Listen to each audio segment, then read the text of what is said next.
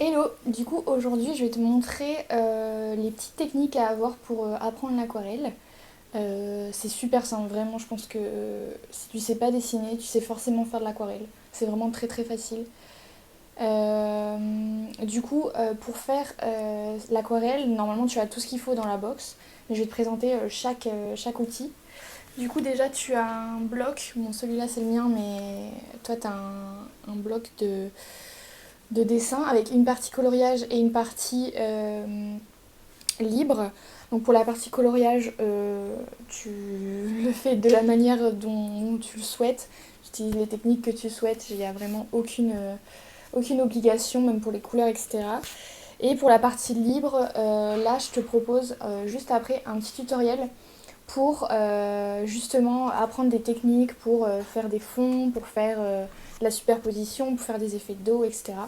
Donc tout ça, c'est ce que je t'apprends juste après. Donc du coup, tu as ce petit carnet. Tu as également un pinceau réservoir. Donc c'est super simple, il faut juste dévisser ici, tu remplis d'eau. Et voilà. Pour faire sortir un peu d'eau, il faut juste appuyer un peu et tu as une goutte qui sort. Donc ça, c'est pratique si tu veux emporter ton carnet n'importe où et que tu n'as pas forcément de l'eau à disposition. Dans la palette, tu as également un pinceau de précision. Donc comme ceci, assez fin. J'ai également mis deux stylos, un stylo Bic noir classique et un stylo gel blanc. Donc le noir c'est pour ajouter des contours, des détails, etc.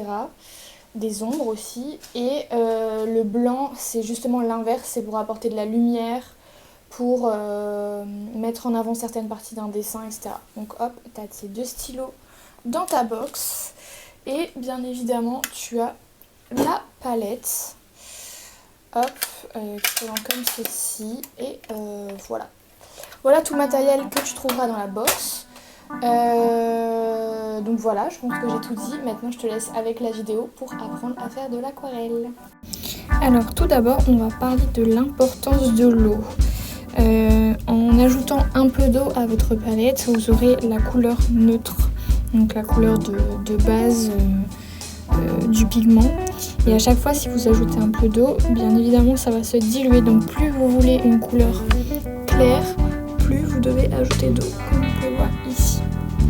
Ensuite, pour avoir un nuancier de couleur encore plus important, on peut faire des mélanges.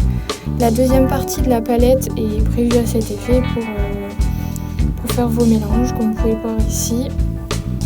En mélangeant du bleu et du jaune, on obtient du vert.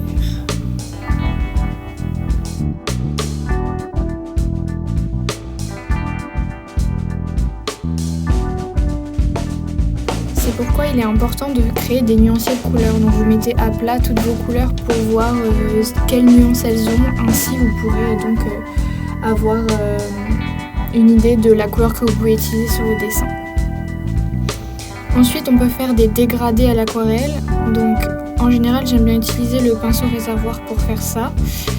Donc, on va prendre une première couleur et on va l'appliquer sur le papier.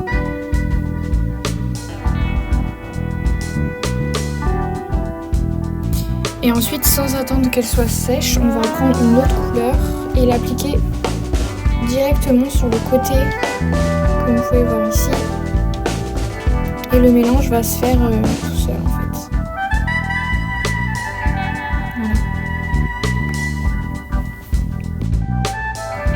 Ensuite, pour faire les aplats, donc pour faire tout ce qui est ciel, plaine, des aplats de couleurs de la même intensité, en fait, il faut prendre le papier et le pencher légèrement et faire glisser la goutte toujours vers le bas. Donc en fait, dès que vous allez reprendre de la couleur, vous allez reprendre la goutte que vous avez laissée sur le papier et l'emporter avec vous jusqu'en bas pour que ça fasse une seule et même couleur. Ensuite, on peut utiliser la technique du mouillé sur mouillé. Ça veut dire qu'on va faire un aplat de couleur et avant que cet aplat ait le temps de sécher, on va arriver avec une autre couleur et par exemple faire des taches ou comme ici, absorber la peinture pour que ça fasse une couleur plus claire.